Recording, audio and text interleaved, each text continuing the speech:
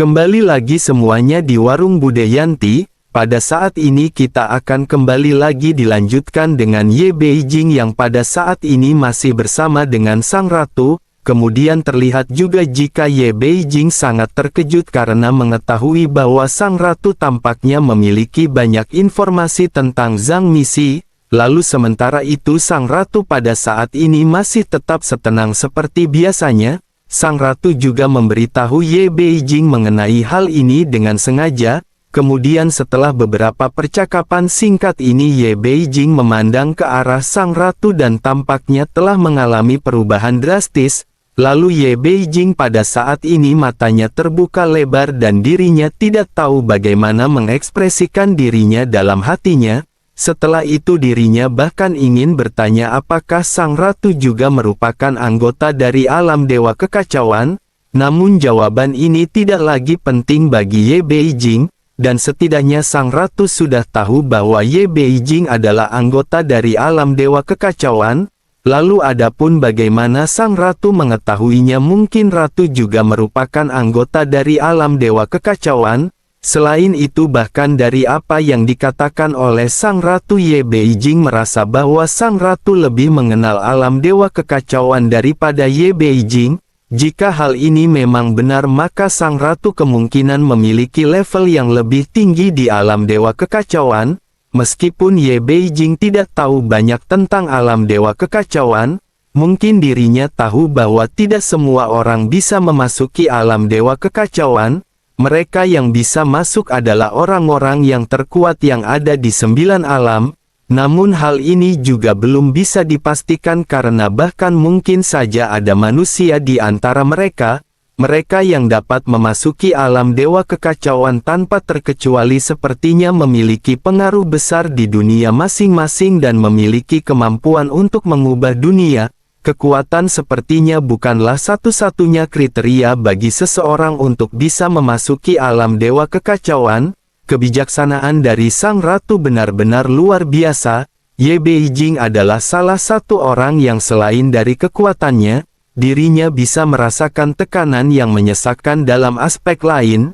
Ye Beijing pada akhirnya memutuskan untuk bertanya apakah dirinya mengetahui lebih banyak informasi tentang Zhang Misi. Sang Ratu segera menjelaskan bahwa dirinya seharusnya tahu sebanyak yang Ye Beijing tahu, tetapi pada saat ini dirinya tidak bisa memberitahu Ye Beijing informasi lebih.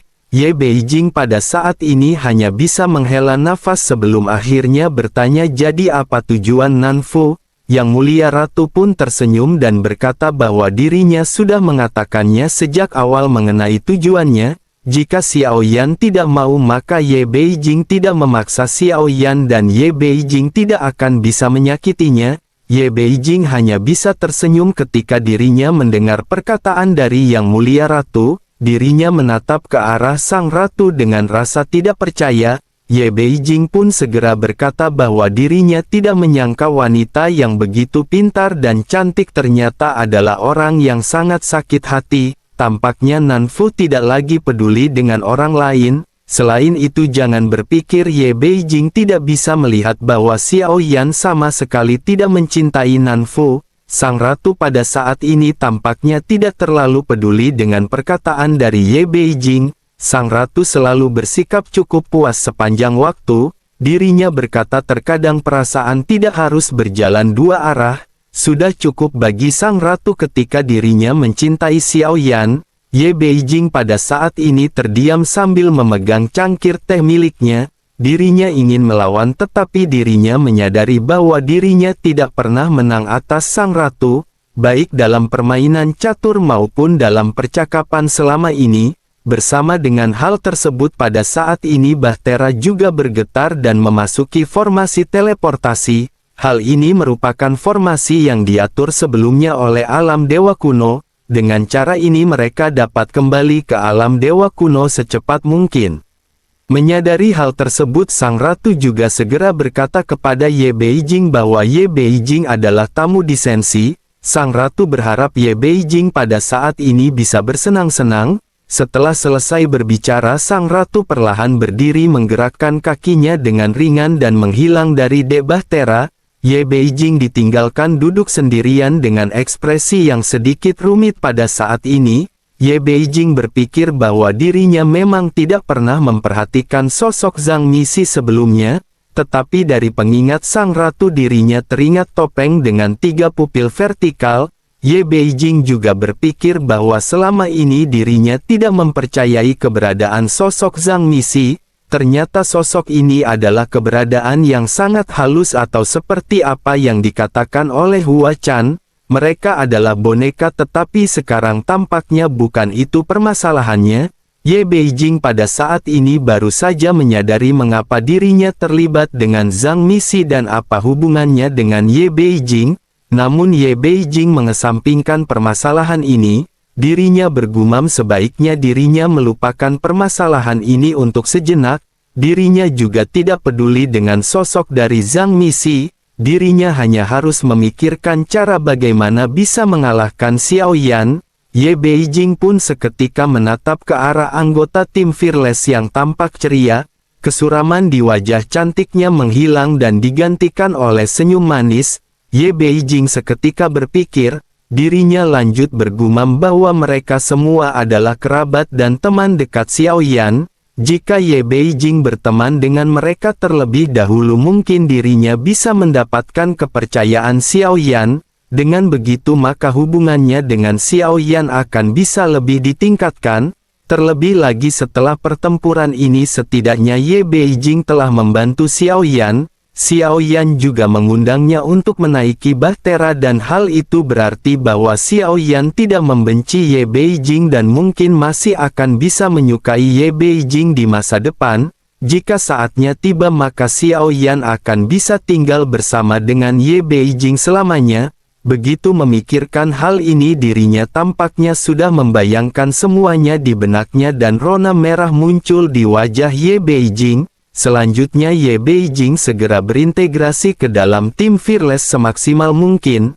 Ledakan tawa pun terdengar sesaat setelah Ye Beijing bergabung dengan anggota tim Fearless. Sementara itu di dalam sebuah ruangan di bahtera sang ratu mengangkat tangannya dan ribuan gulungan muncul. Dirinya memeriksanya satu demi satu. Sang ratu bergumam bahwa dirinya khawatir kebuntuan Xiao Yan yang lebih besar tidak akan tertunda lama. Rencana awalnya adalah untuk mengusir Su Qiantai dan Taixu, namun dirinya tidak menyangka bahwa Tuan Su akan datang dengan sisa jiwa miliknya. Meskipun mereka telah dikalahkan pada akhirnya tetapi ini pasti akan mempercepat terbentuknya kebuntuan. Jika begitu permasalahannya maka sang ratu pada saat ini harus menemukan jalan keluar untuk Xiao Yan. Sang ratu mengerutkan kening. Sang ratu dapat dikatakan sebagai sesosok perencana handal. Semua yang dirinya lakukan saat ini juga adalah untuk membantu Xiao Yan.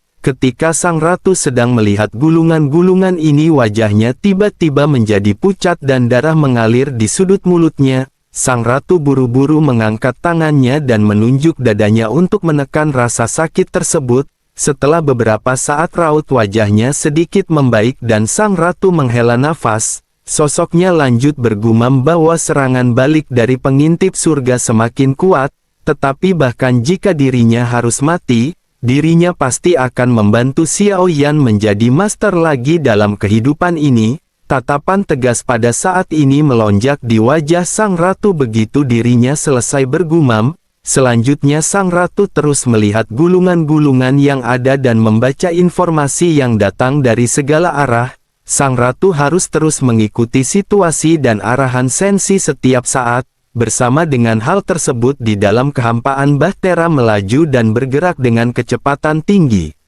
Sesaat kemudian kecepatannya melambat dan sebuah retakan muncul di kehampaan seolah-olah menelan bahtera. Kegelapan menghilang dan pemandangan di hadapan semua orang tiba-tiba menjadi semakin jelas. Begitu bahtera muncul di atas langit di sebuah kota yang makmur. Semarak seketika bergema ketika khayak ramai pada saat ini menatap ke arah bahtera yang megah. Mereka pada akhirnya benar-benar telah sampai di alam dewa kuno dan ini merupakan tempat yang sangat baik untuk berkultivasi. Banyak orang-orang kuat telah singgah di sini dan dengan sumber daya yang melimpah, mereka yang memiliki bakat luar biasa telah meningkat dengan cepat. Alam dewa kuno bahkan dikelola lebih teratur dan tampak seperti sekte. Mereka mengalokasikan sumber daya dengan cara yang paling masuk akal dan menciptakan banyak tempat untuk berkultivasi. Kerumunan pada saat ini bersorak-sorai ketika meneriakkan bahwa ratu akhirnya telah kembali. Di alam dewa kuno, ratu tampaknya lebih populer daripada sosok yang mulia. Hal ini dikarenakan semua yang ada di sini dibangun oleh sang ratu sendiri. Dirinya adalah pencipta alam dewa kuno dan semua orang pada saat ini memuja sang ratu. Melihat sorak-sorai ini, Ye Beijing yang berdiri di Debahtera pada saat ini celingak-celinguk. Matanya yang indah pada saat ini kembali terbelalak dengan mulut yang sedikit terbuka. Jelas dirinya telah meremehkan popularitas dari sang ratu di dunia sensi. Namun bersama dengan hal tersebut, setelah merasakan energi yang berada di alam dewa kuno, Ye Beijing merasa sedikit bingung. Dirinya bergumam, dengan begitu banyak berkah di tempat ini, secara logika seharusnya sang ratu dapat dikatakan benar-benar beruntung. Namun bagaimana mungkin kekuatan dari sang ratu pada saat ini masih tertahan di level ketiga keabadian para dewa? Ye Beijing berpikir bahwa bahkan jika Yang Mulia Ratu tidak suka berlatih, keberuntungannya pada akhirnya akan menuntun kekuatannya untuk terus melonjak. Tampaknya ada sebuah alasan mengapa kekuatan sang ratu pada akhirnya berhenti dengan sumber daya yang begitu melimpah. Ye Beijing mencubit dagunya dan tampak berpikir mencoba mencari tahu mengapa ini bisa terjadi. Sesaat kemudian Ye Beijing pun bergumam bahwa sang ratu sangat pintar, tetapi kekuatannya berhenti meskipun dirinya memiliki keberuntungan. Hal ini hanya akan bisa terjadi terkecuali jika dirinya telah menghabiskan keberuntungannya dalam aspek lain. Mungkinkah dirinya menggunakan kekuatan keberuntungannya sendiri untuk memata-matai rahasia surga? Jika begitu, permasalahannya tidak hanya keberuntungannya yang akan rusak, tetapi jika terus seperti ini dirinya juga akan dihukum oleh surga. Di bawah hukuman surga yang kuat, bahkan seorang keabadian dewa akan mati. Tidak heran Ye Beijing mencium bau kematian yang tersembunyi dalam diri Nanfu. Bersamaan dengan Ye Beijing yang merenung pada saat ini, Yang Mulia Ratu segera muncul di hadapan banyak pasang mata yang tidak terhitung jumlahnya. Sang ratu menggunakan gaun yang indah, mengenakan jepit rambut emas di kepalanya dengan gaun putih yang bergerak tanpa adanya angin. Begitu melihat hal ini, Ye Beijing tidak kuasa menahan diri untuk tidak memegang wajahnya dengan keterkejutan. Dirinya tampak memiliki ekspresi seorang fans yang mengagumi idolanya. Tanpa disadari, Ye Beijing pada saat ini bergumam bahwa ini benar-benar sangat indah.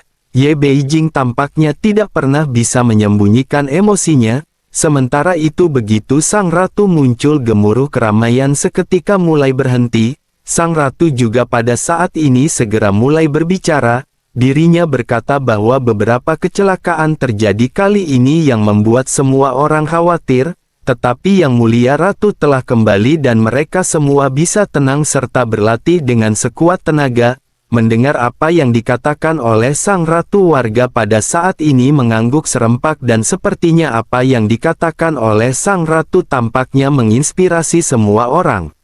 Hal ini membuat mereka sangat bersemangat untuk berlatih. Mereka yang bisa memasuki alam dewa kuno adalah semua orang yang terpilih yang datang dari segala penjuru sensi. Alam dewa kuno telah menjadi bekas aliansi Dosian yang dengan cepat membudidayakan orang-orang kuat. Kerumunan pada saat ini masih belum bubar dan mereka terus-menerus menatap ke arah Yang Mulia Ratu dengan mata paling bersemangat. Dalam hati mereka tampaknya benar-benar sangat mengagumi sang ratu. Sang ratu tampaknya telah menggantikan posisi raja yang legendaris yang telah mati di hati semua orang. Meskipun mereka tahu bahwa Xiao Yan adalah reinkarnasi dari Yang Mulia, tetapi untuk sementara hal tersebut tidak dapat menggantikan posisi sang ratu. Sementara itu di sisi lain, sang ratu pada akhirnya segera pergi menuju ke Paviliun Qianji. Paviliun 1000 mesin atau Paviliun Qianji tidak pernah berhenti dan terus beroperasi siang dan malam. Bersamaan dengan hal tersebut suara sang ratu juga pada saat ini terdengar di telinga Ye Beijing. Sang ratu menjelaskan bahwa ini adalah alam dewa kuno dan dirinya berharap Ye Beijing bisa menikmati suasana di tempat ini. Ye Beijing pun menatap ke arah sang ratu yang menghilang sebelum akhirnya mengalihkan pandangannya menatap ke arah kerumunan orang dengan rasa ingin tahu. Semua orang di sini tampak dipenuhi dengan vitalitas. Mereka merupakan tunas muda yang akan bisa mendorong alam dewa kuno menuju kemakmuran. Ye Beijing tampak sedikit ragu-ragu sejenak sebelum akhirnya menatap ke arah tempat Xiao Yan berkultivasi. Setelah beberapa saat dirinya pada akhirnya segera bergegas ke kota di alam dewa kuno. Setelah kepergian Ye Beijing barulah Xiao Yan pada akhirnya keluar dari pelatihannya. Aroma ramuan langsung memenuhi udara dan kali ini Xiao Yan telah memurnikan beberapa ramuan. Xiao Yan telah menyiapkan pil yang dipesan oleh Qi dan jika ada pertemuan di alam dewa kekacauan Xiao Yan akan menyerahkannya. Begitu Xiao Yan muncul Xiao Yan melambaikan tangannya ke arah anggota tim Fearless yang telah menunggu Xiao Yan. Xiao Yan lanjut berkata sebaiknya mereka segera kembali ke Xiao Mansion. Semua orang pada akhirnya mengikuti Xiao Yan dan terbang menuju ke Xiao Mansion. Begitu Xiao Yan mendarat di pintu sudut mulut Xiao Yan perlahan terangkat. Xiao Yan benar-benar menyukai perasaan berada di rumah. Setelah kembali dari alam iblis keabadian kuno, pada saat itu Xiao Yan bahkan tidak memasuki Xiao Mansion sama sekali. Xiao Yan memutuskan untuk langsung pergi setelah menerima berita bahwa sang ratu telah ditangkap. Oleh karena itu ketika Xiao Yan pulang kali ini Xiao Yan benar-benar dipenuhi dengan kerinduan. Xiao Yan pun bergumam bahwa sudah lama sekali Xiao Yan tidak kembali dan Xiao Yan rasa Kailin akan memarahinya lagi. Xiao Yan berpikir bahwa mengenai omelan Kailin bagi Xiao Yan hal tersebut sesungguhnya adalah perwujudan cinta. Begitu Xiao Yan melangkah masuk ke Xiao Mansion semuanya masih terasa familiar, bahkan bunga-bunga di taman pada saat ini sama sekali tidak berubah seolah-olah mereka takut Xiao Yan telah melupakan mereka. Bersamaan dengan hal tersebut pada saat ini beberapa sosok cantik juga berlari ke arah Xiao Yan dan semuanya memiliki ekspresi dengan penuh kegembiraan. Xiao Yan tidak mengatakan apa-apa lagi dan hanya memeluk mereka satu demi satu. Xiao Yueli yang berdiri di samping pada saat ini cemberut dan tampak tidak senang. Xiao Yueli pun segera berkata bahwa dirinya tidak bisa membiarkan calon suaminya belajar dari ayahnya. Kata-kata ini seketika memecah ketenangan di Xiao Mansion. Namun berikutnya suasana menjadi semakin ramai dengan orang yang mulai sibuk menyiapkan hidangan. Setiap kali Xiao Yan kembali Xiao Yan tampak seolah-olah seperti tamu yang ditunggu-tunggu. Semua orang mengeluarkan makanan terbaik untuk menghibur Xiao Yan. Makanan lezat dan anggur berkualitas sesungguhnya tidak diperlukan pada level kekuatan mereka.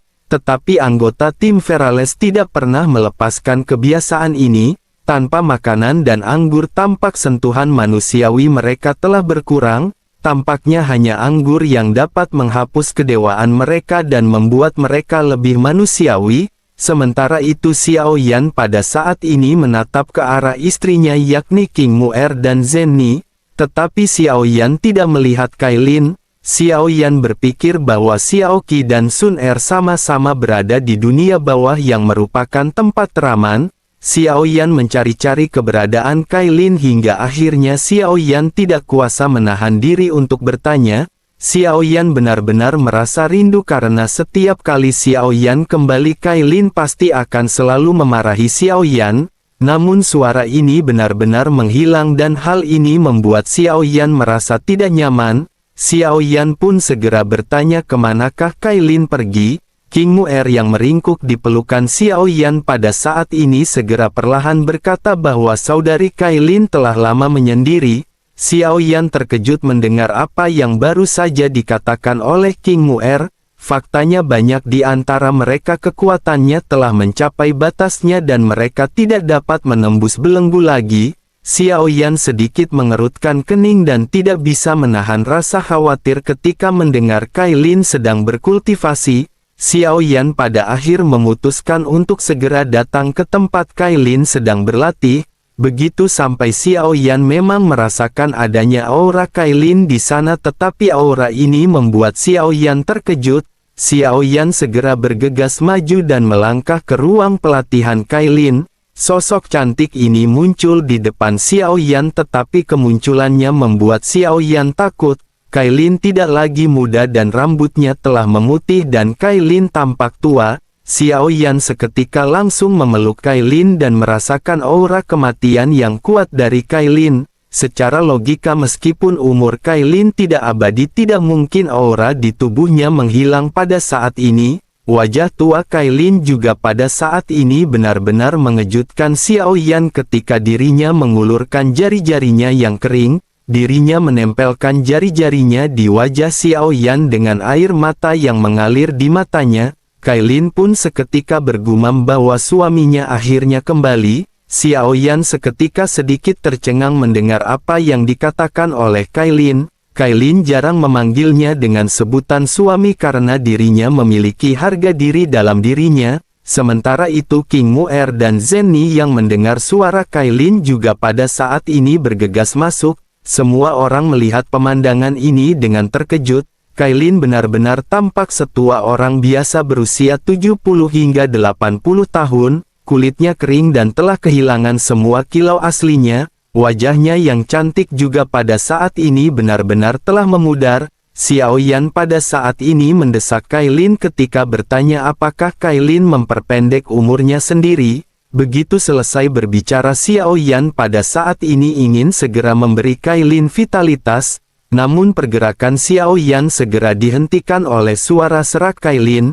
Kailin berkata bahwa Xiao Yan jangan melakukan hal ini dan sebaiknya mereka sedikit berbincang-bincang. King Mu'er pada saat ini tampak menutup mulutnya begitu menatap ke arah perubahan Kailin yang sangat drastis. Bagaimanapun mereka telah hidup bersama dan tinggal di alam dewa kuno selama ribuan tahun. Mereka memiliki perasaan satu sama lain, begitu juga dengan Zenny. Namun dengan karakter Zenny yang sangat rasional, dirinya pada akhirnya segera memerintahkan semua orang untuk keluar. Pada akhirnya hanya Xiao Yan dan Kailin yang sudah tua yang tersisa di ruangan ini. Xiao Yan memeriksa tubuh Kailin sambil berkata sebaiknya Kailin menceritakan apa yang terjadi. Xiao Yan pada saat ini menyadari bahwa Xiao Yan tidak menemukan luka apapun di tubuh Kailin. Kailin juga tidak meminum racun, oleh karena itu seharusnya umurnya tidak dipersingkat. Kailin pada saat ini tersenyum dan tidak menjawab pertanyaan Xiao Yan. Sebaliknya sorot matanya melembut ketika dirinya bertanya sudah berapa lama mereka bersama dan apakah Xiao Yan masih mengingatnya. Xiao Yan menatap ke arah Kailin yang tampaknya telah kehilangan kesombongannya. Xiao Yan juga sesungguhnya sedikit bingung dengan pertanyaan yang diajukan oleh Kailin. Sudah hampir 10.000 tahun sejak mereka berdiri di benua Douqi, tetapi Xiao Yan mengerti bahwa bukan ini yang ditanyakan oleh Kailin. Xiao Yan hanya bisa menundukkan kepalanya dan berkata bahwa dirinya benar-benar ingin meminta maaf kepada Kailin. Selanjutnya air mata pada saat ini mengalir di pipi Xiao Yan. Xiao Yan dalam 10.000 tahun terakhir hanya bisa menyempatkan waktu beberapa saat untuk menemani istri-istrinya, baik Kailin maupun istri-istrinya yang lain. Mereka kebanyakan menghabiskan tahun-tahun panjang ini sendirian. Melihat Xiao Yan yang pada saat ini menitihkan air mata, Kailin pada saat ini segera berkata bahwa Xiao Yan tidak pernah melakukan kesalahan apapun pada Kailin. Oleh karena itu Xiao Yan jangan mengatakan hal seperti itu. Mereka berdua juga tidak berhutang apapun satu sama lain. Begitu Kailin berbicara mengenai hal ini, dirinya kembali teringat masa-masa pertemuannya dengan Xiao Yan. Xiao Yan merupakan sosok bebas dan santai sementara Kailin adalah sosok dingin dan sombong. Mereka memiliki dua kepribadian yang berbeda, tetapi mereka pada akhirnya bersatu secara kebetulan dan saling melengkapi. Ketika mereka berada di benua Douqi, Kailin tidak pernah berbicara tentang cinta. Selama waktu ini Kailin benar-benar tidak pernah mengatakan apapun tentang perasaannya terhadap Xiao Yan. Namun selama di benua Douqi begitu Xiao Yan dalam bahaya, dirinya akan berubah menjadi ular piton penelan surga untuk melindunginya. Selama pertempuran antara kedua Doudi, Kailin juga telah memimpin manusia ular dalam pertempuran berdarah untuk menyelamatkan suaminya, bahkan dirinya menggunakan esensi darahnya sendiri untuk membantu Xiao Yan terlahir kembali pada saat itu. Semua ini seakan terjadi dalam sekejap mata, tampaknya semuanya baru terjadi kemarin dan waktu benar-benar telah berlalu dalam sekejap. 10.000 tahun telah berlalu dan Kailin kembali mengingat momen-momen di Menara Pemurnian di benua Douqi. Itulah masa-masa di mana Kailin dan Xiao Yan menjadi suami istri dan menghasilkan Xiao Xiao. Begitu memikirkan hal ini, Kailin pada akhirnya kembali bergumam, tetapi selama ini dirinya merasa sangat kesepian. Dirinya tidak dapat menemukan arah di dalam hidupnya yang panjang ini. Kailin pun meneteskan air mata di depan Xiao Yan untuk pertama kalinya. Kailin sesungguhnya adalah wanita yang sangat kuat dan dirinya pernah menjadi Ratu Medusa dari klan ular. Seiring berjalannya waktu, dirinya terus-menerus menjadi semakin kuat sementara keluarganya tidak ada lagi dan menyisakan Kailin seorang diri. Kailin pun kembali bergumam bahwa orang-orang butuh arahan dan tujuan untuk hidup. Tetapi Kailin tidak dapat menemukannya. Namun meskipun begitu, Kailin ingin berterima kasih karena Xiao Yan selalu melindungi Kailin. Kailin pada saat ini ingin bereinkarnasi dan memulai hidup yang baru. Xiao Yan terkejut begitu mendengar Kailin yang mengungkapkan pikirannya. Xiao Yan pun memeluk Kailin erat-erat dan berkata bahwa Xiao Yan tidak bisa kehilangan Kailin. Kailin pada saat ini sangat lembut dan kurus. Sepertinya dirinya akan hancur di pelukan Xiao Yan jika Xiao Yan mengerahkan sedikit saja tenaga. Kailin pada saat ini kembali bergumam di depan Xiao Yan bahwa hidup memang harus berakhir. Sebenarnya Kailin juga sangat mencintai Xiao Yan. Kailin juga tahu bahwa semua yang Xiao Yan korbankan sekarang adalah untuk melindungi mereka. Kailin mengerti, tetapi Kailin benar-benar kesepian. Sebenarnya dirinya juga benar-benar sangat iri dengan kehidupan manusia biasa. Dirinya juga sesungguhnya mengerti mengapa aturan dunia membatasi rentang hidup manusia dalam 100 tahun. Tampaknya hanya dengan cara ini kenangan benar-benar akan bisa menjadi bermakna. Hidup mereka tidak akan sekosong kehidupan para dewa. Xiao Yan seketika terdiam dan pada saat ini mengerti perasaan Kailin. Bahkan hingga saat ini dirinya didukung oleh kerinduannya. Ini adalah perbedaan antara Xiao Yan dan Yang Mulia karena Xiao Yan masih memiliki emosi dan keinginan. Xiao Yan tidak sepenuhnya dikuasai oleh sikap kedewaan.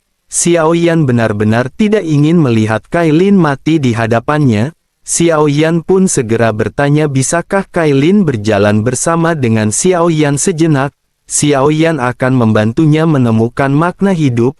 Mendengar hal tersebut, Kailin segera berkata bahwa dirinya berharap Xiao Yan memaafkan Kailin. Begitu selesai berbicara, mata Kailin pada saat ini tampak redup. Dirinya sepertinya telah berada dalam kondisi ini untuk waktu yang lama dan berada di ambang kematian. Jika dirinya tidak menunggu kunjungan terakhir Xiao Yan, tampaknya Kailin pasti sudah lama meninggal dan bereinkarnasi. Melihat Kailin yang semakin melemah, Xiao Yan pun segera berkata bahwa Kailin tidak bisa meninggalkan Xiao Yan. Kailin masih memiliki Xiao Xiao dan Xiao Yan. Bagaimana mungkin Kailin pada saat ini bisa tega meninggalkan Xiao Yan? Semua ini terjadi karena salah Xiao Yan dan Xiao Yan benar-benar ingin meminta maaf. Xiao Yan berharap pada saat ini Kailin memberi Xiao Yan kesempatan. Xiao Yan akan menyadarinya berlatih dan menjadi orang kuat di Sensi. Maukah Kailin pada saat ini bertarung berdampingan dengan Xiao Yan? Xiao Yan menggelengkan kepalanya dengan kuat dengan air mata yang semakin deras. Semua kenangan juga pada saat ini segera muncul di benak Xiao Yan. Sementara itu cahaya di mata Kailin pada saat ini terus-menerus meredup dan Kailin akan mati. Kailin lanjut bergumam bahwa dirinya tidak bisa menerobos lagi, kultivasi ada batasnya dan tentu Xiao Yan mengerti mengenai hal itu. Selain itu Kailin pada saat ini hanya ingin memanggil nama Xiao Yan beberapa kali. Xiao Yan pada saat ini menggertakkan giginya dan Xiao Yan mengerti bahwa Kailin benar-benar ingin mati karena kehendaknya sendiri. Sesungguhnya dengan kemampuan Xiao Yan saat ini Xiao Yan sebenarnya bisa mengubah nasib Kailin. Bahkan Xiao Yan bisa membuat Kailin menjadi semakin kuat. Namun melihat kegigihan dari Kailin, Xiao Yan pada saat ini memutuskan untuk memberikan apa yang Kailin inginkan. Xiao Yan menyadari bahwa apa yang dilakukan oleh Xiao Yan juga benar-benar merupakan suatu hal yang salah. Perlindungan Xiao Yan memang bagus tetapi Xiao Yan lupa akan perubahan kondisi mental Kailin yang telah ditinggalkan untuk waktu yang lama. Xiao Yan pada saat ini hanya bisa menangis terseduh-seduh sambil bergumam bahwa dirinya tidak ingin ditinggalkan oleh Kailin. Suara Xiao Yan dipenuhi dengan gemetar, mata Xiao Yan memerah dan Xiao Yan pada saat ini benar-benar merasakan perasaan takut. Xiao Yan takut Kailin akan menutup matanya saat ini dan meninggalkan Xiao Yan untuk selamanya. Air mata Kailin juga pada saat ini terus-menerus mengalir dengan vitalitasnya yang benar-benar hampir habis. Keduanya pada saat ini hanya bisa saling menangis. Setelah itu Xiao Yan juga perlahan-lahan pada akhirnya hanya bisa pasrah saja dan menunggu Tante Kailin yang benar-benar menghilang karena diculik Pak Yanto.